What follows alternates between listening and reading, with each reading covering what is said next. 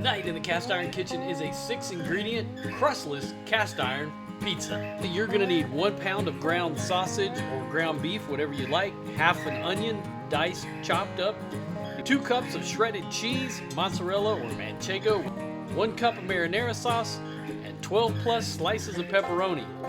We're gonna start by preheating the oven to 425, and we're gonna now put in and ground the pork sausage.